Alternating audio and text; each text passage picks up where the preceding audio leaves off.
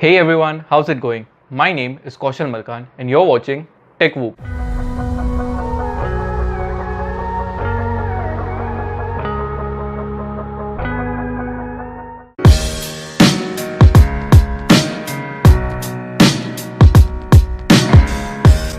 Samsung has been working on some devices that sound insane at first, but they're actually quite possible.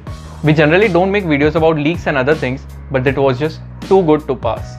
So, most of the things that you see in this video are completely factual and not something that I just cooked up in my mind. So, this video is going to be a take on some of the features of Samsung Galaxy Z.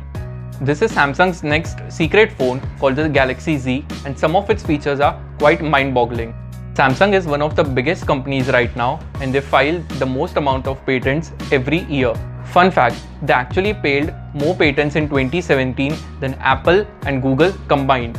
A lot of these patents don't actually come into reality because of maybe the consumer demands or they are just simply too expensive to make.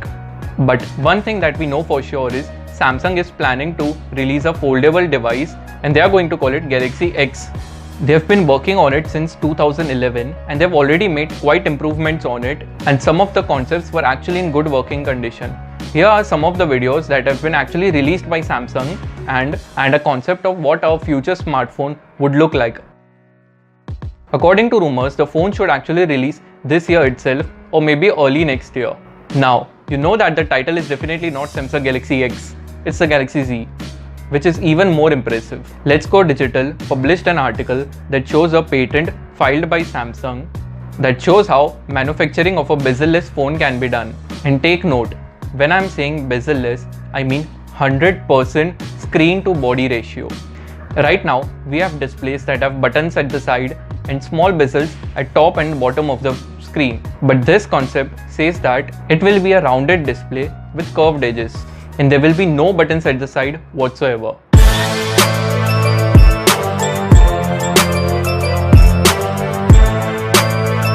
The first thing that comes to our mind is, how will it even turn on if it doesn't have any buttons? It is actually quite possible. The old phone which I had, my LG device, it has buttons at the back as you can see. And so, in order to turn it on, we just have to double tap on the screen and it will unlock. And to lock it again, we again double tap on the screen. So if LG can do this 4 years ago, Samsung can definitely do it. There is also a chance that they can put buttons at the top and the bottom, but I don't think that's likely to happen. Now that is good and everything, but the real question is, how are we going to take selfies? Moonlight camera, perfect selfie, Vivo V5. But the question is, if it is completely bezel-less, where would the top and the bottom bezels will go? And where would the front-facing camera and the fingerprint sensor will go? If you guys remember, Vivo has released a couple of devices that has the on-screen fingerprint scanner, and it is highly likely that the Samsung will take the same approach and put the fingerprint sensor beneath the skin. There's also another thing that you guys might not know is that Samsung has already built transparent displays, and by transparent I mean OLED displays that are 100% see-through.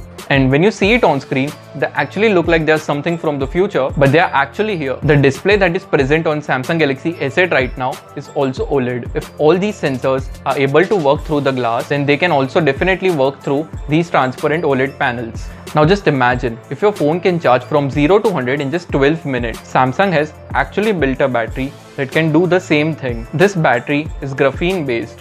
And in the previous year, there hasn't been a lot of improvements in the battery. But this year, it's definitely a game changer. The battery that Samsung is trying to release charges 5 times faster than the current batteries that we have right now. And it is said to be also flexible. And because it is flexible, it is also completely safe. And because it is flexible, you can also take it on a flight with you, unlike other Samsung devices.